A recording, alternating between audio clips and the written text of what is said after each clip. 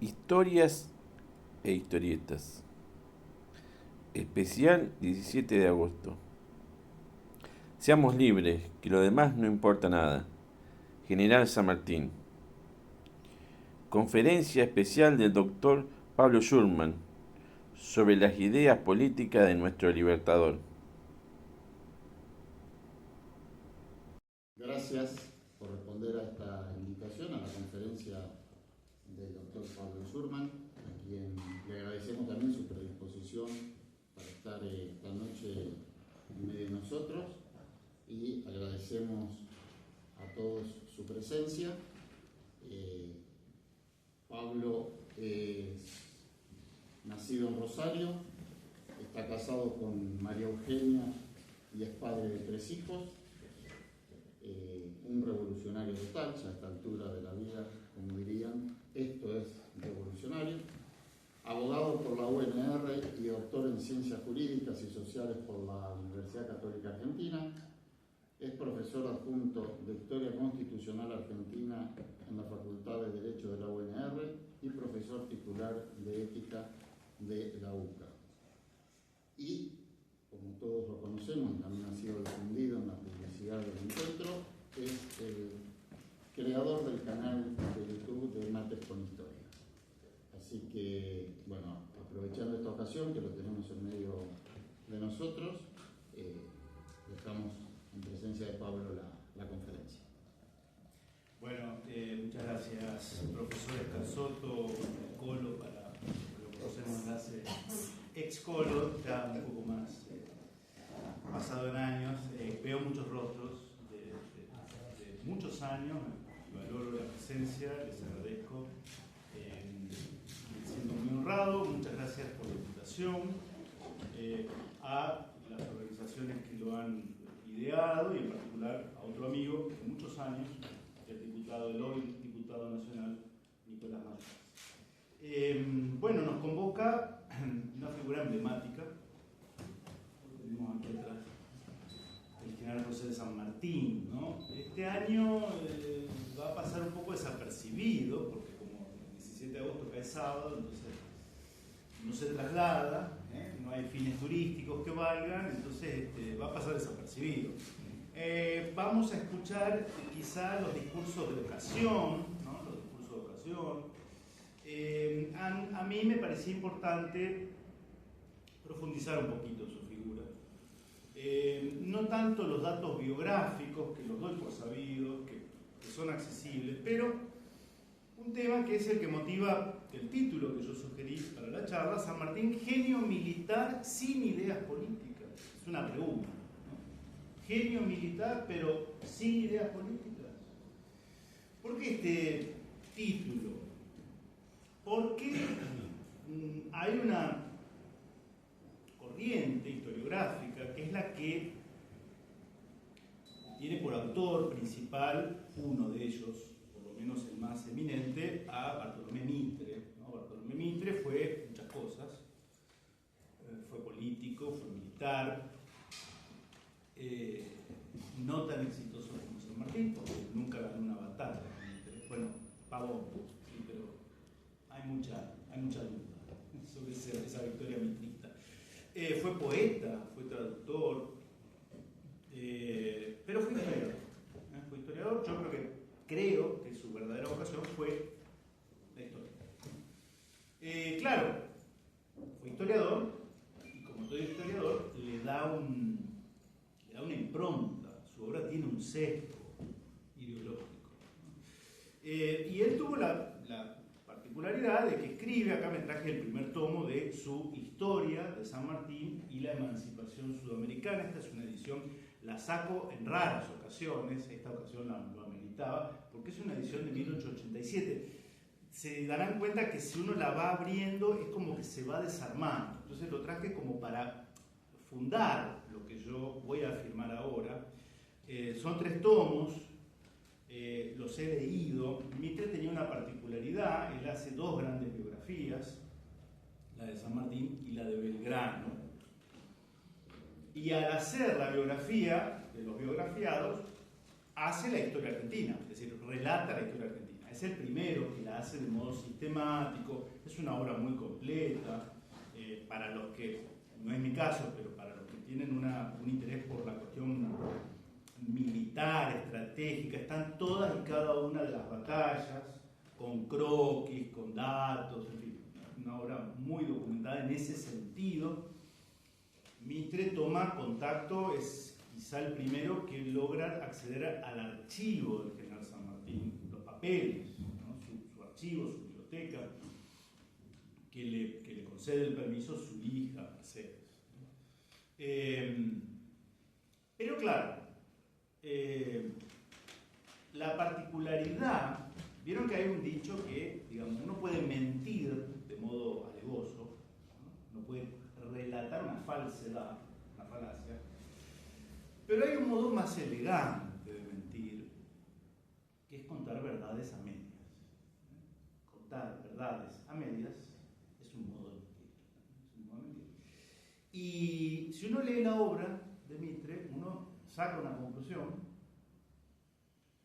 que es la del San Martín que ha idealizado la historiografía mitrista, le decimos, con un tono coloquial, u oficial. La historiografía canónica, ¿sí? La que se supone que es seria y es aceptada de modo mayoritario. La propia de las academias nacionales de la historia, etcétera, etcétera. Yo no estoy restando mérito a la labor académica de esas instituciones, lo que digo es la crítica que de alguna manera voy a deslizar a lo largo de la conferencia, de la charla. Lo que uno deduce, acá lo tengo marcado, como verán yo soy pues si no después me olvido a esta altura del campeonato, me olvido de lo que leí. Entonces voy anotando, voy pegando, a veces voy marcando, este tipo de libros no, pero con otros soy un poco más irrespetuoso y lo utilizo como herramienta de trabajo, los libros, ¿no? Claro, después de la lectura de la biografía del general José de San Martín, hecha por Bartolomé Mitre, uno llega a una conclusión, que es que era un genio militar, San Martín claramente, a la altura de Napoleón Bonaparte. Esto hay que decirlo, ¿no? De hecho, al día de hoy, la estrategia, la táctica sanmartiniana en combate es estudiada en academias militares de todo el mundo. Por tanto, estamos ante un militar, un estratega de fuste, ¿no? Pero, y ahí es donde está el engaño, ¿no? No habría tenido ideas políticas.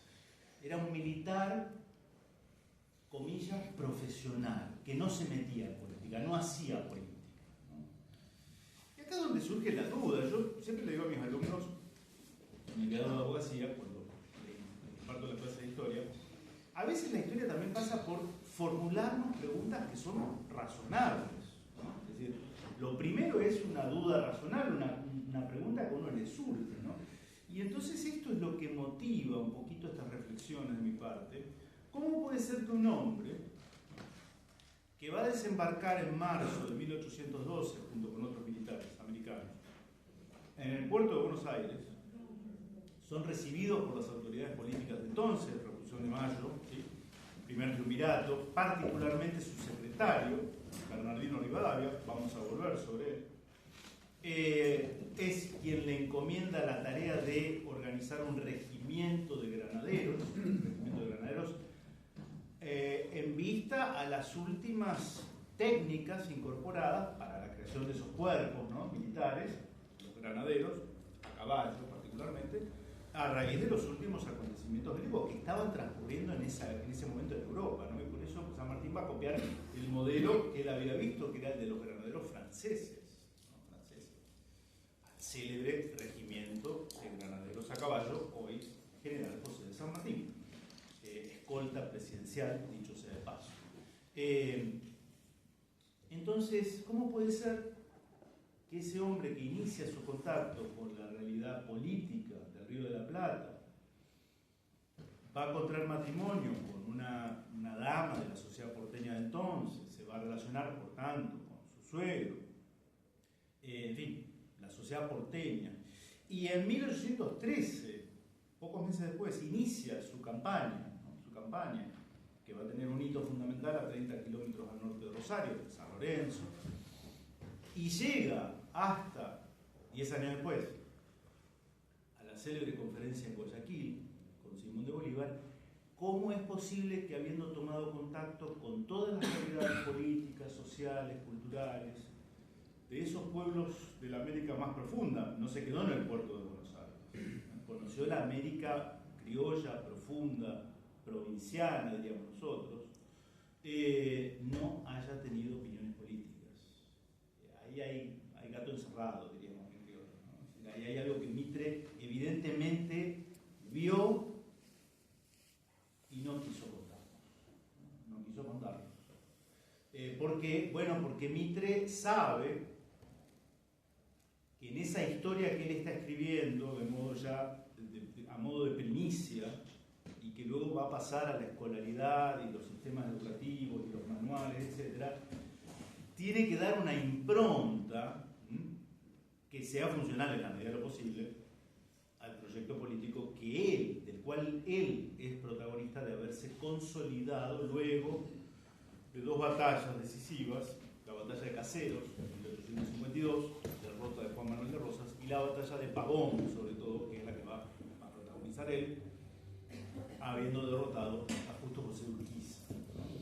Todos sabemos que a partir de allí, y sobre todo con su presidencia, la de Mitre, se inicia un nuevo modelo argentino, un nuevo modelo de nación, de políticas exteriores, de desarrollo económico, de política cultural, ¿no? Y para ese nuevo país que él pergeña, del cual es él uno de los arquitectos, tiene que haber un manual de historia en el cual el procerato admita a algunos y no a otros. El procerato imaginario, ¿no? El panteón de los héroes, los próceres, admite a algunos y reprueba su integración a otros. Claro, había un problema con estos dos sujetos incómodos para mí. Uno, que lo tenemos allá, que era abogado en realidad, ¿sí? Reivindicó los abogados siempre nos enseñan, reivindiquemos a los colegas, pero a pesar de que hace poco la expresidenta Fernández de Kirchner tenía el empeño de recordar y se obstinaba en el doctor Manuel Belgrano, sí, era el doctor Manuel Belgrano, pero pasa la historia vestido así, y así entra en el corazón del pueblo argentino, como el general Manuel Belgrano. No sé, habrá prejuicio allí con el uniforme militar, no veo por qué. Sujeto incómodo, hoy no nos podemos detener, algo vamos a decir, porque va a haber comunicación epistolar entre Manuel Belgrano y José de San Martín. ¿Qué pasaba? ¿Qué le pasaba a Mitre con Belgrano y con San Martín? Eran inocultables, no había manera de taparlos. O sea, tenían que estar en el procerato, en el panteón. Ahora, ¿cómo van a estar y cómo van a ser captados? Voy a ser yo el encargado de qué tipo de homenaje y qué tipo de frases de circunstancia van a decir los sucesores en el orden institucional cada 20 de junio y cada 17 de agosto. Y acá vamos a tratar humildemente de desmentir un poco esto, ¿no? Entonces yo les recomiendo, no se los voy a prestar porque me los van a destruir apenas lo hagan. Miren con el temor reverencial con el ni me animo a abrirlo así. Pero es recomendable, incluso por una cuestión de lógica y de honestidad intelectual. Para criticarlo hay que leerlo, pues, no tiene sentido, ¿no? Entonces, marzo de 1812, José de San Martín desembarca, toma contacto con la realidad americana. Algunas cuestiones tangenciales, no podemos detenernos en esto, estamos con las ideas políticas, pero algo que yo mismo me he preguntado, ¿no? ¿Era liberal? ¿Era antiliberal? ¿Era católico?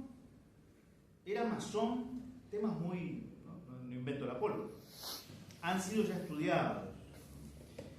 Yo creo que, por supuesto, un hombre que vive las consecuencias de la Revolución Francesa, de esa suerte de mancha de aceite que el liberalismo revolucionario, aún en esa época, va va condicionando la realidad europea, ¿no? De fines del siglo XVIII, comienzo del siglo XIX, por supuesto que está empapado de esas ideas que conforman un poco la atmósfera, el clima social. Es una época asignada por el liberalismo. Claro que el liberalismo,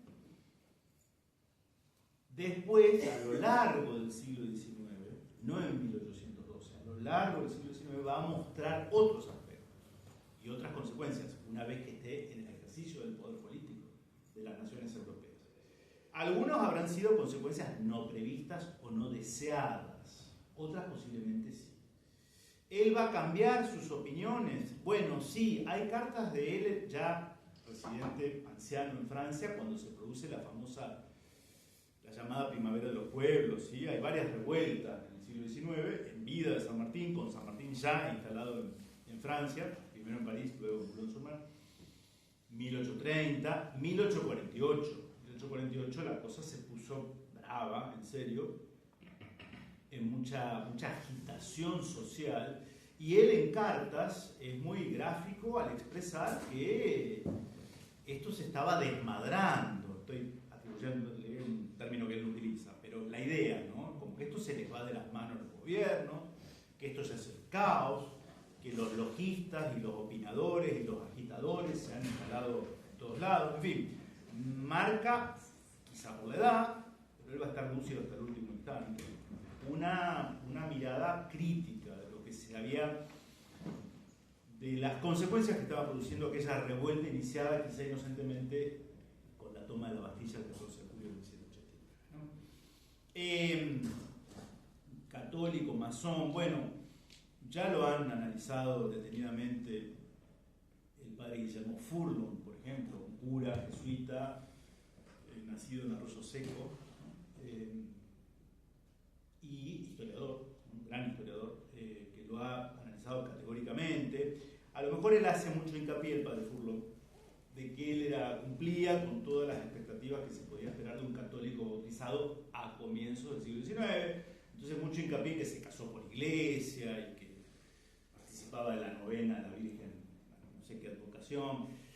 Bueno, a lo mejor eso era algo propio de la mentalidad, sobre todo americana, de una sociedad hispano-criolla con sólidas raíces católicas. Es cierto que algunos ya que militaban activamente en las logias masónicas eran ya despreciativos de ese tipo de valores fundantes de la religión en nuestro pueblo. De hecho, y aprovecho acá, esa carta que le manda, hay una carta que le manda Belgrano, cuando San Martín tiene que hacerse cargo del Ejército del Norte, el famoso Ejército del Norte, que estaba en un estado de gran desmoralización, de abatimiento, ¿no? 1814, se había retrocedido el Frente Norte, y Belgrano le manda una carta, la pueden rastrear fácilmente, en la cual le dice, lo invita a que se tome muy en serio el tema religioso, sobre todo en la cuestión de la preparación anímica y espiritual de la tropa. Y dice cosas muy llamativas, Belgrano.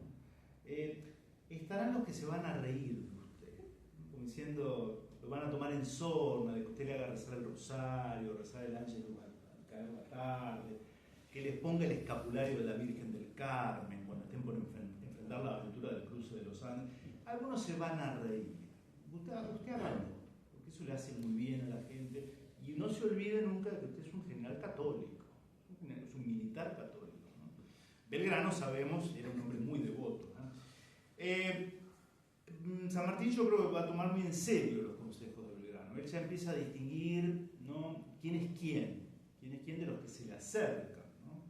Y me parece que le va a tener una gran estima a Belgrano y va a seguir sus consejos. Eso, por ejemplo, esos hechos van a estar luego muy presentes, sobre todo en la conformación del Ejército de los Andes, ¿no?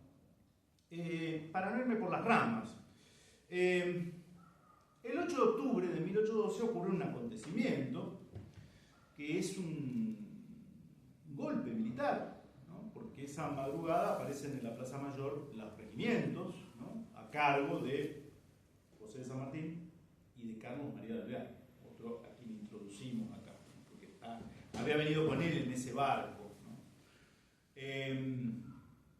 Y Y esa movida política que produce la caída del primer triunvirato, ¿no? Que produce la caída del primer triunvirato, cuyo factotum era Bernardino Rivadavia. Acá empieza otra cosa interesante. Si es cierto lo que nos dice Mitre, que este buen militar no tenía ideas políticas, no se metía en política, entonces eso debería tener como consecuencia lógica que por tanto no tenía enemigos políticos. Porque si yo no me meto en política, no opino, no tuiteo, no hago nada, entonces no me gano ninguna enemistad, no tengo enemigos políticos. Y San Martín va a tener enemigos políticos. Bernardino Rivadavia es uno de ellos, ¿no? Y después Rivadavia va a volver y se va a cobrar venganza. Y Carlos María de Alvear es otro, ¿no? Carlos María de Alvear es otro. Con Carlos María de Alvear no podríamos decir que va a haber una tensión hasta de tipo personal. Con Rivadavia sí. Hay cartas en las que San Martín es muy gráfico, se desahoga en la intimidad con amigos. Hay una carta a O'Higgins, ¿no? En la que dice, habla muy despectivamente de Rivadavia, ¿no? Los autores del derrocamiento de Dorrego y el fusilamiento de Dorrego en 1828, dice, a usted le consta que han sido Rivadavia y sus satélites, y le consta la conducta infernal que han tenido ellos en la política, ¿no? Si yo estuviera a la altura moral de esta gente, le dice así, palabra más, palabra menos, me hubiera bastado a mí como para cortarle la cabeza a todos, pero hay que marcar la diferencia entre quien es una persona de bien, un caballero, quien tiene código, y quien no. Muy lapidario San Martín respecto de Rivadavia. Y Mitre tiene que hacer una historia en la que en ese procerato Rivadavia tenga un rol central. Mitre es el que inventa aquello de, al hablar de Rivadavia, el primer hombre civil en el Río de la Plata, ¿no? El primer hombre cívico de los argentinos, ¿no? Con un aura, ¿no? de visionario, de iluminado, ¿no? Entonces, claro, si dice eso Rivadavia, después tiene que decir que se enfrenta con San Martín, entonces aparece una contradicción.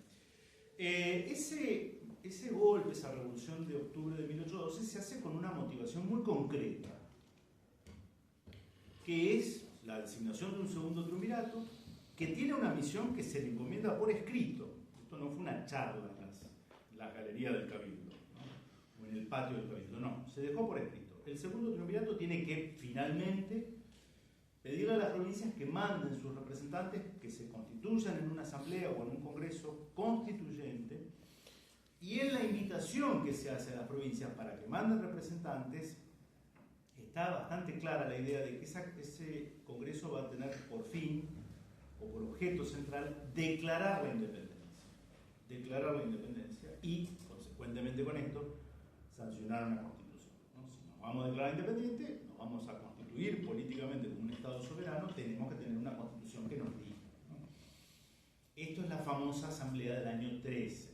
Esa asamblea se va a materializar, pero acá va a ocurrir un primer encontronazo político. El presidente de esa asamblea no va a ser otro más que Carlos María de Alvear. Y esa asamblea no declaró la independencia. Esa declaración va a venir 3 años después, en otro ámbito, Tucumán, y en otro congreso, convocado al efecto.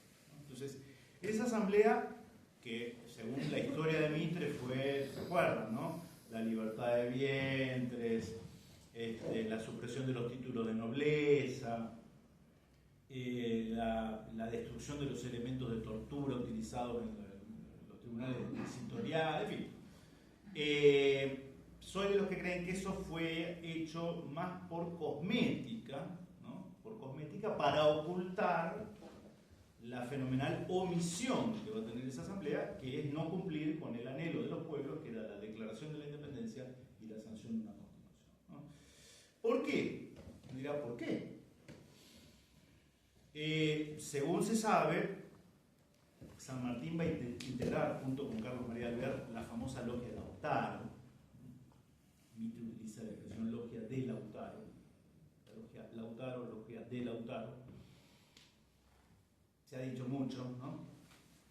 Digamos que, esto lo ha estudiado muy bien un historiador rosarino, Pedro de Paoli, el tema de las logias.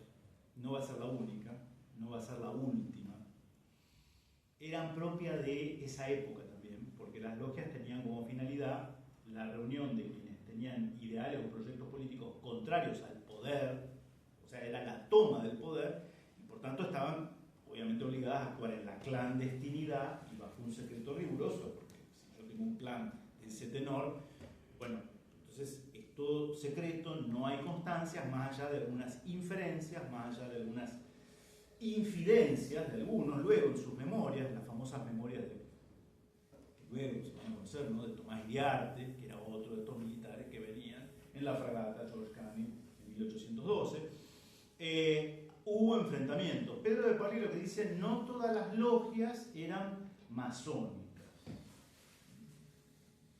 Había logias con integrantes masones, pero eso no habilita a decir que todos eran masones, ¿no?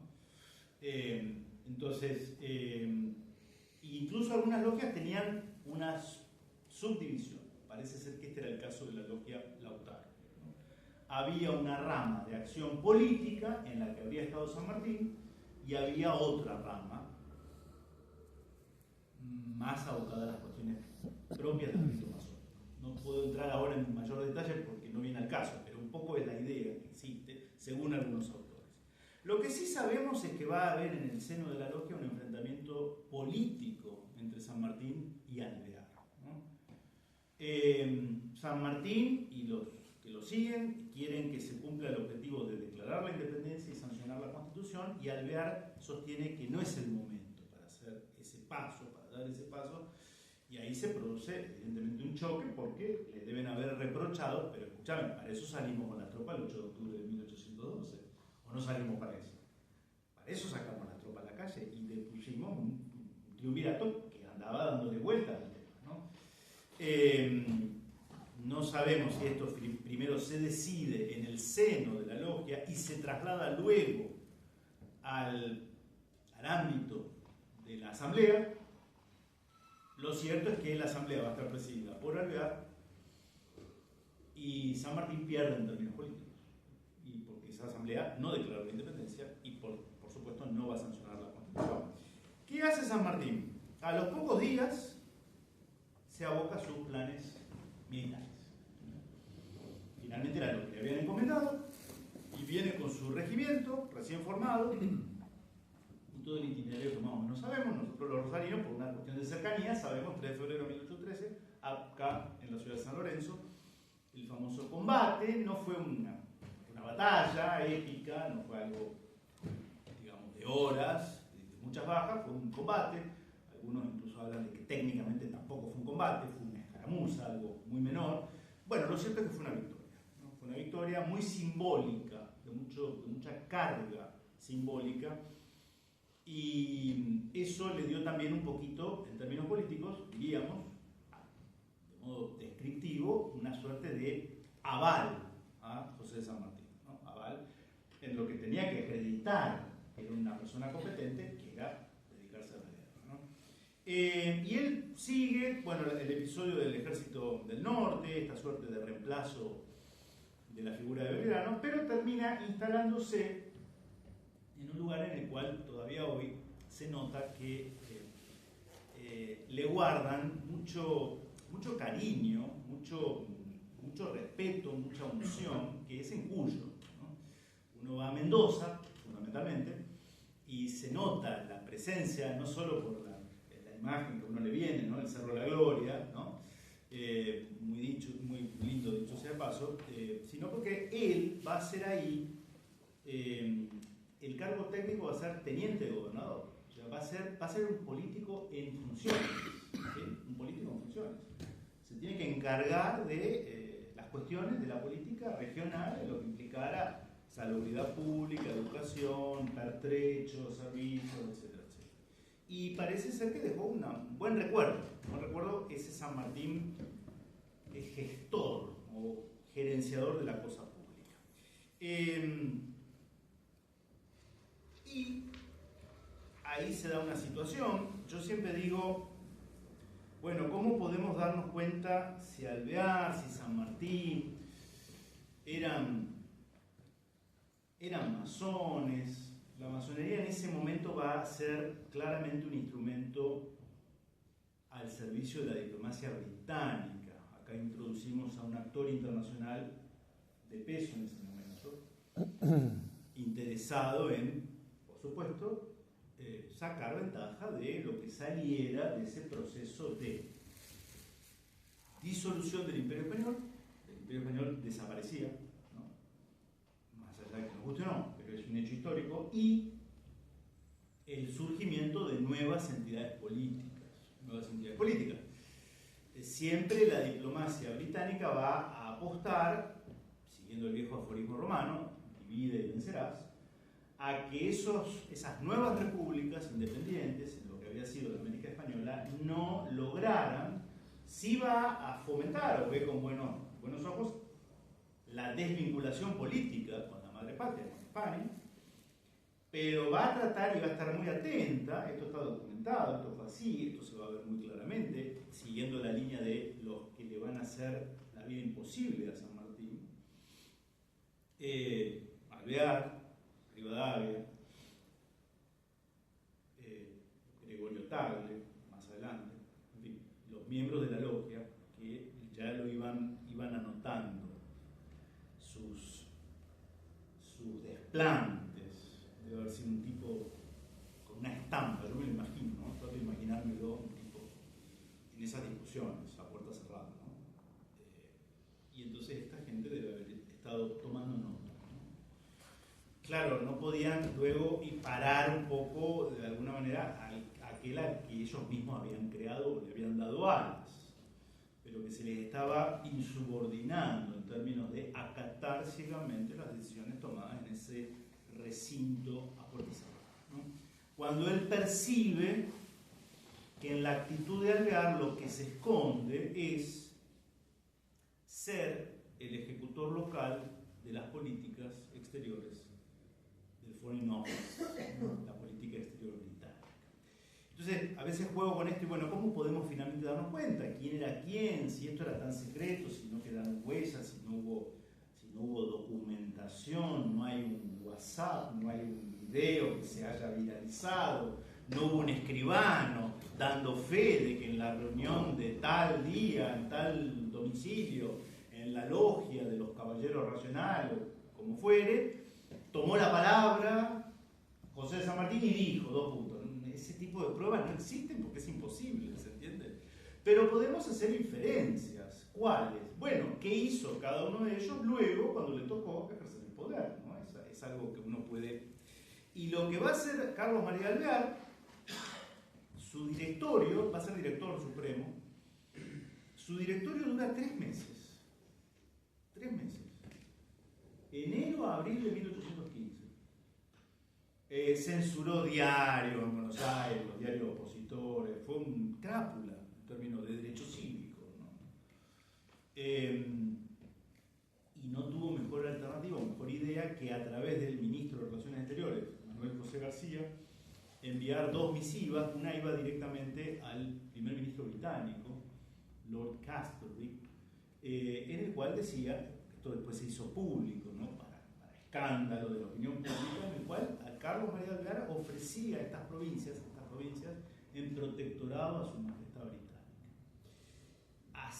No hacía 10 años que habían ocurrido las invasiones inglesas. Hay que tener dimensión de la impopularidad de este tipo de sometimiento gratuito.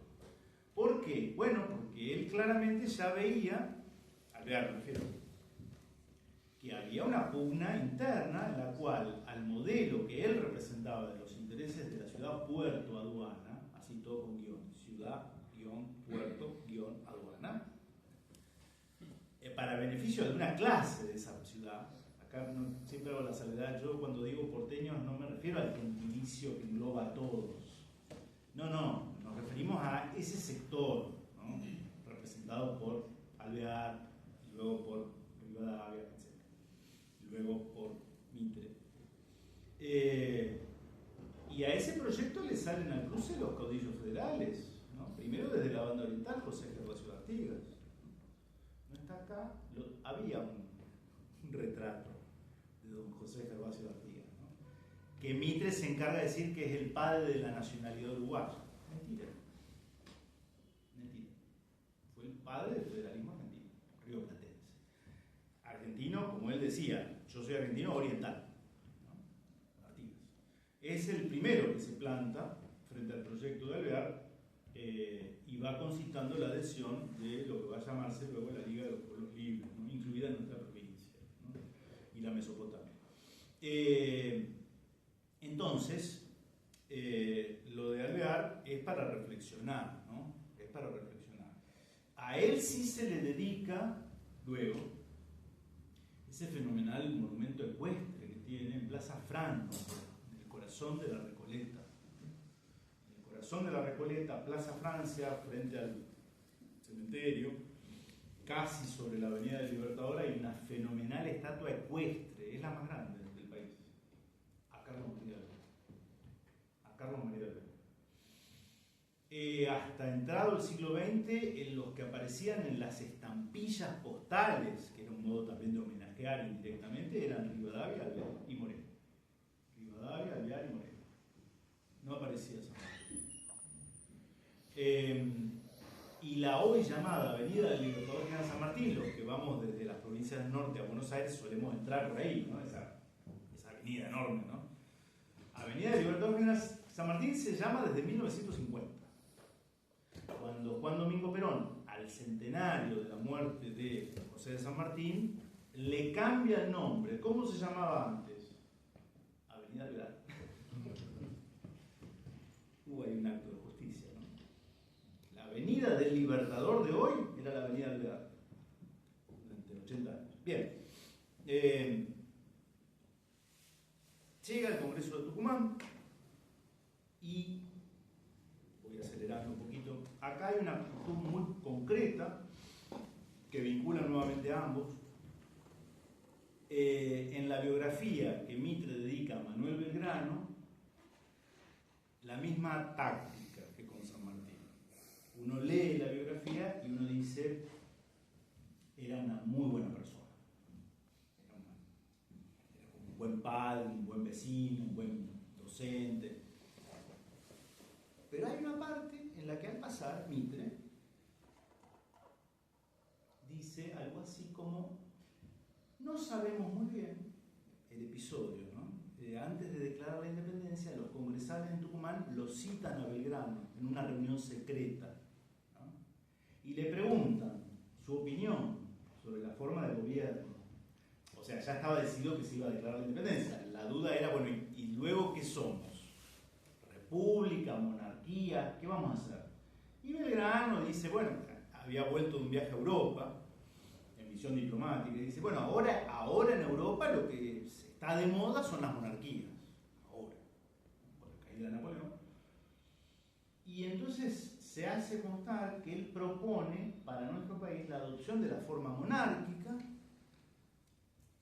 Y lo que pasa en la historia es que él propone como rey de ese reino al último descendiente legítimo de la casa de los incas. De los incas. Los emperadores del imperio inca, ¿no? A la llegada de Pizarro. Ahí hay que leerlo, bueno, no acá, sino la historia de Belgrano. Mitre, con una prolijidad de cirujano que está con el bisturí, se encarga de dejarlo totalmente ridiculizado con miras a la historia, ¿no? Y es lo que nos cuentan en el colegio. Vieron que las maestras no saben cómo manejar este episodio, ¿no? Era patriota, los colores de la bandera, pero señorita, ¿propuso una monarquía presidida por un inca con capital en Cusco? Sí, no se sabe muy bien qué le pasó a ese hombre cuando tiró esa idea. Vieron que es como incómodo. ¿De dónde viene esa incomodidad? De Mitre, que también tiene que ridiculizar. Era un proyecto serio, era un proyecto para continentalizar la revolución iniciada en Buenos Aires.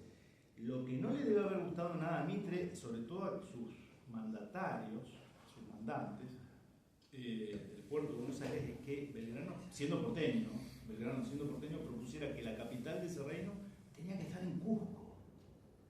corazón del Perú. Entonces, el proyecto monárquico de Belgrano, más allá de lo anecdótico de quién fuera el rey, era un proyecto para crear lo que se había declarado, lo que se va a declarar el 9 de julio. ¿Qué se declara el 9 de julio? ¿Quién se declara independiente? El rey de España, sus sucesores, el metrópoli. ¿La República Argentina? ¿Eso dice el acta? No dice eso el acta. ¿Qué dice el acta del 9 de julio? Ampliada el 19, dicho sea de paso. En donde se dice, y además nos declaramos independientes de toda dominación extranjera. ¿La Provincia Unida de Sudamérica? ¿No? Así es. Las Provincias Unidas en Sudamérica, eso dice el acta. Los Estados Unidos de Sudamérica. ¿Sí? Para establecer los Estados Unidos de Sudamérica. O sea, y si la capital va a estar en Cusco, eso era muy lejos. Cusco nunca estuvo en el Virreinato de la Plata.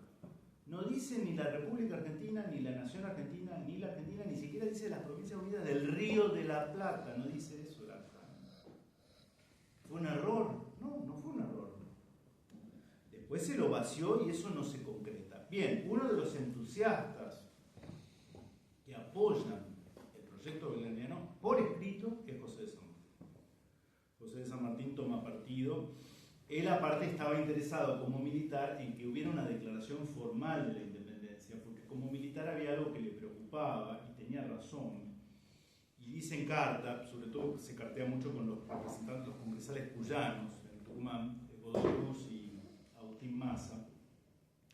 Y a Godoy Cruz le escribe mucho y le dice: nuestros enemigos nos dicen y tienen razón, nos tratan de amotinados y rebeldes contra el rey. Y tienen razón, porque lo somos. Ahora, si mis tropas ya no van a ser las tropas amotinadas, sino que van a ser el ejército regular de un Estado que ha declarado su independencia, entonces ya no somos ningunos amotinados, somos tropas regulares. Parece una cuestión menor, ¿no? Porque uno dice, bueno, pero la batalla al final los tiros son iguales. Sí, bueno, pero había también que había que legitimar la lucha. Era una cuestión de legitimar esa lucha, ¿no? Entonces, San Martín va a ser va a apoyar la declaración de independencia y sobre todo el proyecto de Belgrano, que luego cuando se produce el traslado del Congreso, ese Congreso en Tucumán, al año siguiente se instala en Buenos Aires y allí ya se va a aguar, se va a diluir ese proyecto belgraniano que había contado con bastante adhesión, pero también con mucha reticencia, ¿no? La prensa porteña lo va a fustigar, ¿no? Lo va a fustigar. Y la campaña de liberación continental, el famoso cruce de los Andes, también está cargado de un simbolismo, ¿no? Con esto que venimos diciendo. Porque hay ahora algunas acusaciones de que San Martín era un agente británico, entonces vino a América a ejecutar el plan Maitland, ¿no? Esto lo ha estudiado mucho Rodolfo Terraño, remito al libro de él, yo lo leí para ver qué dice Terraño, que no es que sea alguien que va a defender a San Martín procedente del catolicismo, del nacionalismo católico, pero Rodolfo Terraño fue ministro de Raúl Alfonsín. Un tipo académico que fue consultor, estuvo becado, estuvo residiendo en Escocia, en Inglaterra, le mandó cartas al bibliotecario de la Gran Logia Masónica de Londres preguntándole: ¿hay algún registro? Después va a llegar un momento en el cual la masonería también blanquea sus propios archivos, ¿no? En cuestiones ya prescritas. Le dicen: no, mira, acá no tenemos nada. Hubiera pertenecido acá a San Martín. Se pudo haber reunido con masones en la taberna de la esquina y hablar de política. Bueno, sí, posiblemente. Posible. Pero ven cómo las cosas, cuando se las estudia con seriedad, con rigor, bueno, arrojan esos resultados. Y el plan Maitland efectivamente es un plan que Terraño lo descubre. Él descubre el original, ¿se entiende? Y estaba en un archivo en Escocia. Bueno, hace toda la biografía de Maitland, un noble escocés, etcétera, etcétera. Inglaterra tenía desde el siglo XVIII 10 planes para conquistar el botín más preciado, que era la América Española. No hay ninguna rareza en esa conjetura o en esa afirmación. Ahora, decir que San Martín es un fiel ejecutor a los fines de que esto termine beneficiando a Inglaterra, a mí me parece una osadía, me parece infundado. utilizar así gratuitamente el nombre de alguien que además no puede defenderse, no me parece, ¿no? No me parece. Pero bueno, el cruce de los Andes, por otro lado, digo, él era un militar profesional, pudo haber leído, haberse familiarizado con un plan Maitland que incluía por dónde cruzar. El cruce de los Andes, yo no sé si algún día o alguna vez fueron a Mendoza, uno tiene que estar ahí para medir lo que significó eso, ¿no? Ahora uno se toma un avión y lo ve desde el aire, pero había que estar ahí, había que buscar la estación, básicamente un mes, que es enero, por las nieves, ¿no? Qué cruce, qué paso, ¿no? Por San Juan, por Mendoza. Entonces, estando él unos meses en Londres, previo a embarcarse rumbo al puerto de Buenos Aires en 1811-1812, le pudo haber llegado la noticia, che, ¿vos sabés que hay varios planes británicos que en su momento se hicieron? ¿Te interesa? Y sí, porque si a mí lo mío es la política, lo mío es la estrategia militar, y sí, ¿cómo que no? Es como si a mí me dicen, hay un historiador argentino que murió y donó toda su biblioteca, el primero que la reclame y está ahí en un domicilio. ¿Te interesa? Sí, por supuesto que me interesa, claro que voy a ir a ver, ¿no? Tengo la tarde libre, voy, veo. En fin. El cruce de los Andes, enero de 1817. San Martín no cruza al frente de un ejército al que lo podría haber hecho ya técnicamente, pero él no nombra a su ejército argentino, no lo nombra. ¿Cómo lo nombra? Ejército de los Andes, así se llama el ejército. Y hay en sus filas cuyanos, chilenos, muchos chilenos, altoperuanos, correntinos, mesopotámicos, litoraleños, porteños, van a estar ahí Necochea, La Valle, en fin. Ejército de los Andes. El Congreso ya había sancionado una bandera argentina, y ya teníamos una bandera argentina, pero él no cruza con la bandera argentina. Hace hacer una bandera especial, la bandera del Ejército de los Andes. Es parecida, me van a decir, sí, a lo mejor no había mucho tiempo para generar un concurso de ideas y proyectos, ¿no? Esta es la bandera del Ejército de los Andes. Y en Chile acepta y no rechaza que Chile lo nombre general del ejército chileno.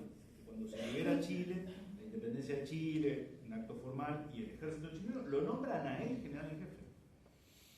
Y al liberar Perú acepta el título de protector del Perú y el grado máximo del ejército peruano. Entonces uno dice, pero entonces se subía a cualquier colectivo este hombre. Le venía bien cualquier título honorífico. Era un ególatra que no se negaba a las medallas, a los honores, a las condecoraciones. No pasaba. Y él va a hablar siempre de la independencia sudamericana. Como Rosas, Juan Manuel de Rosas, ahora vamos a referir a él. Va a hablar, siempre va a utilizar la expresión sistema americano. En Rosas va a haber también un criterio muy americanista de la política exterior argentina. Claro que Rosas va a heredar un virreinato ya muy amputado, ¿sí? Y que podría haberse gangrenado aún más. Y la Argentina quedaría reducida, si miráramos la otra orilla del Paraná, estaríamos mirando otro país, como ya había pasado con la banda oriental. Bien. Entonces San Martín protagoniza un hecho estratégico de magnitud épica por el que va a ser reconocido luego en las academias militares de todo el mundo, de alguna parte del mundo, pero con una orientación política claramente inspirada en esa declaración del 9 y 19 de julio del Congreso en Tucumán, con un proyecto político al cual él había expresado su adhesión, que era el de Manuel Belgrano, que era la continentalización de la revolución iniciada en Buenos Aires, que era la única que había sobrevivido, no había sido reprimida, pero además también con un objetivo político muy claro, que era que esa desvinculación política con la madre patria no se derivara en una fragmentación de estos territorios, ¿no? Esto lo he escuchado de un gran pensador uruguayo, lo recuerdo como si fuera hoy,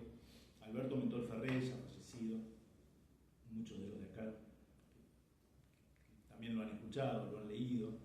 Él en una conferencia acá en Rosario, años atrás, dijo claramente, como para sintetizar estos procesos confusos, ¿no?, de nuestra historia, va a decir, bueno, va a haber dos líneas. Una, la que va a ser dócil frente a la política exterior británica, que va a favorecer esa fragmentación en varios estados, lo más chiquito posible para su mejor manejo comercial, político, militar, cultural, etc. Divide e impera. Y otra corriente que se va a resistir a esa fragmentación. Se va a resistir a esa fragmentación y va a procurar conservar por lo menos la estructura de los viejos virreinatos. Por lo menos. 3 grandes virreinatos. Claramente el proyecto, este último, fracasa en una parte. Fracasa el proyecto político de San Martín en ese sentido. Y lo último, como para ir cerrando y habilitar las preguntas, los comentarios, ¿no? Ya instalado en Francia, nuestro país es gobernado por, nos llamamos Confederación Argentina, 1831 a 1852, Juan Manuel de Rosas, gobernador de la provincia de Buenos Aires, pero con el manejo de las relaciones exteriores que le han dado las otras provincias. Guerra internacional que libra la Argentina, soy de los que creen que hay que poner un nombre a esa guerra, y el nombre que yo utilizo es Guerra del Paraná, de modo tal que nos tiene por protagonistas, ¿no? Batallas emblemáticas, conocidas, la Vuelta de Obligado, 20 de noviembre de 1845, entre Ramallo y San Pedro, provincia de Buenos Aires, feriado nacional, Día de la Soberanía Nacional. Otra que fue menos conocida, pero más relevante, en territorio santafesino, un poquito más al norte que San Lorenzo, en Punta Quebracho, hoy Puerto General San Martín, 4 de junio de 1846, contra la misma flota anglo-francesa. La misma flota anglo-francesa que va a hacer el recorrido río arriba, hasta llegar a Asunción del Paraguay. Era una flota de unas 100 naves. Una flota de unas 100 naves. 80 de comercio, naves comerciales, una expedición comercial, ¿no? De banqueros de la City de Londres, de fabricantes, de las industrias de las que Inglaterra trataba de sacar provecho como potencia industrial en esa época, pero escoltadas con 20 barcos de guerra. Escoltada la flota comercial con 20 barcos de guerra, con la última tecnología militar. La derrota de Vuelta Obligado para nuestras tropas es reemplazada, se trastoca en una victoria argentina bajo el mando del comandante Lucio Mansilla, que fue el mismo quien comandó las tropas en Obligado y lo va a hacer acá en Punta Quebracho. Mansilla, un tipo lúcido, emparentado con Rosas, pariente, por línea materna, y en Punta Quebracho se le propina una fenomenal paliza a la flota británica, ¿no? Sin una sola baja, ¿no? Sin una sola baja argentina. Bien, ¿qué hace San Martín? Va a seguir prestando servicios a su patria de un modo mucho más lúcido, ¿no? Él le manda muchas cartas a Rosa, le dice, si usted considera que este viejo militar sirve de utilidad, no tiene más que, en 48 horas me estoy embarcando para allá. Va a ser muy lapidario en una carta también, años antes, 1838, estamos en guerra con Francia, ¿no? El bloqueo francés, 1838, 1840. El almirante de Blanc, que tiene bloqueado el puerto de Buenos Aires, ahí Juan Lavalle se alía a los invasores, a los enemigos de la patria. Las tropas argentinas desde Montevideo se embarcan en buques franceses para desembarcar, ¿no? Y eso motiva que San Martín, esa famosa carta, algunos lo habrán escuchado, lo que no puedo concebir es que por un espíritu de facción haya argentinos que no tengan duda en aliarse con el enemigo. Lo que no puedo concebir es que por un espíritu de facción haya argentinos que en estas circunstancias no duden en aliarse con el enemigo. Una felonía de tal magnitud ni el sepulcro la puede blanquear. No vi nada. opinaba de política. Yo creo que sí opinaba, ¿no? Claro, Mitre debe haber visto esas cartas, esos manuscritos, y haber dicho, no, porque esos argentinos, que por un espíritu de facción, eran ellos. Bueno, Mitre era jovencito en esa época, vamos a absolverlo de lo que pudo haber ocurrido en esa época. Pero él era el continuador ideológico de la base. Y San Martín hace algo, lo que hoy diríamos una operación de prensa, ¿no? En el ámbito político está la gente de prensa, ¿no? Me han contactado para sacarme en radio, qué sé yo. Pero una cosa es la labor de prensa y otra cosa es una operación de prensa, ¿no? Tiene otro rango, ¿no? Y San Martín advierte claramente, ¿no? Cuáles son los intereses que están acá en juego y opera a favor de la Argentina donde más les duele. No puede blandir su sable corvo ya, entre otras cosas por la distancia, ¿no? Por su edad, pero puede ser algo mucho más decisivo. Entonces le concede una entrevista, o sea, le contesta una carta, ¿sí?, a un periodista de un diario británico, el Morning Chronicle, un diario londinense de la época. Y entonces en una extensa carta le dice, le da la explicación, a ver, era un estratega de renombre internacional, era como Messi explicando cómo hay que hacer un gol, ¿se entiende? Entonces todos los lectores estaban, ¿qué dice San Martín de este conflicto? ¿Se puede ganarle a la Argentina de Rosa o no se puede ganarle? ¿Se entiende, no? La metáfora, la comparación. Entonces aparece publicado en el Morning Chronicle toda la explicación por la cual lo hace cuando ya la invasión, la empresa, la intervención anglo-francesa ya genera discusiones parlamentarias en los parlamentos inglés y francés. Ya los opositores a los premiers de esos países quieren rodar cabezas, ¿sí? El juego de la política, ¿no? Quieren resultados. Bueno, a ver qué estamos poniendo acá y en Buenos Aires, ¿qué pasa con Buenos Aires? No hay resultado. Podemos invadir, desembarcar nuestras tropas, en fin, no, en la época. Y San Martín dice ahí, por más que desembarquen, nunca van a poder conquistar, dominar, porque el general Rosas le bastaría disponer el retiro de toda la hacienda vacuna, caballar. Imagínense que hubiéramos perdido en Punta Quebracho. Desembarcan las tropas. ¿Y qué hace ahora? ¿Quién prepara la cena? ¿El que va a comer una tucarreta, un avestruz?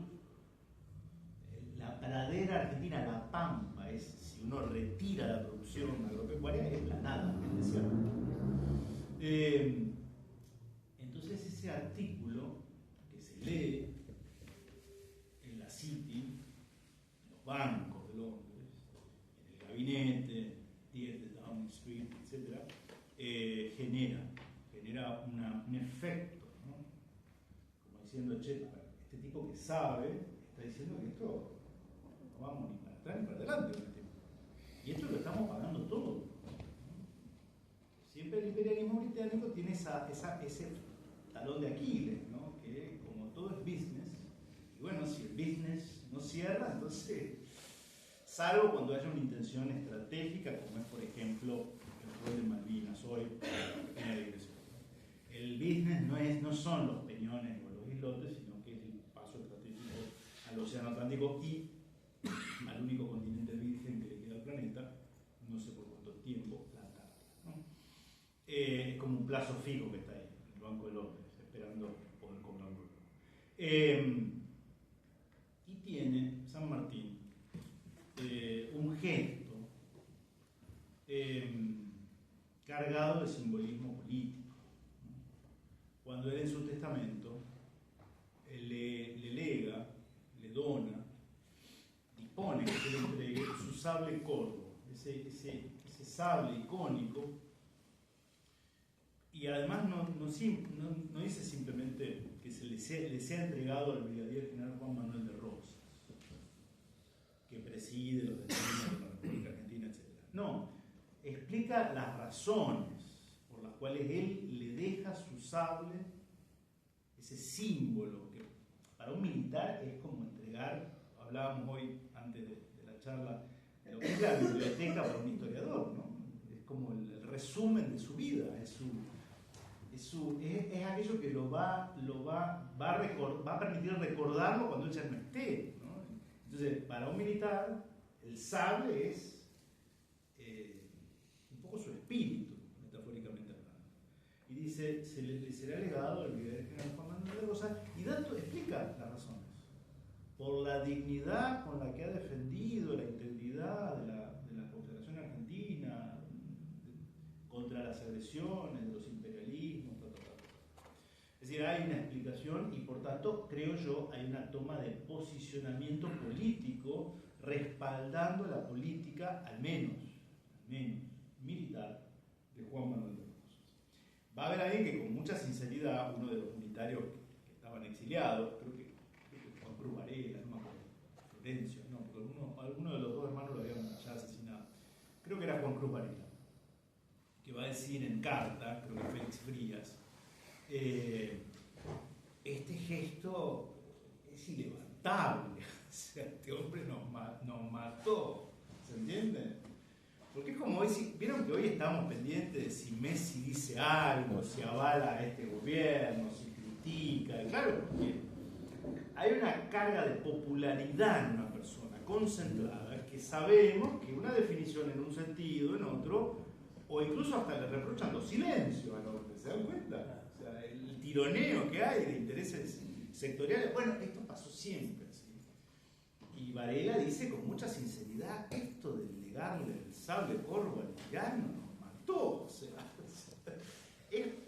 ¿cómo nos va a juzgar la posteridad? ¿Qué van a decir de nosotros, las nuevas generaciones? Lo que don Bartolo quiso que dijésemos, ¿no? Por eso lo importante de la historia y de las fuentes historiográficas. Yo, se habrán dado cuenta, tengo una posición tomada, es claro, ¿no? Pero soy de los que defienden a ultranza que hay que ir y leer todo, ¿no? Lo que serio. Hay que leerlo todo, incluso para refutarlo. ¿No?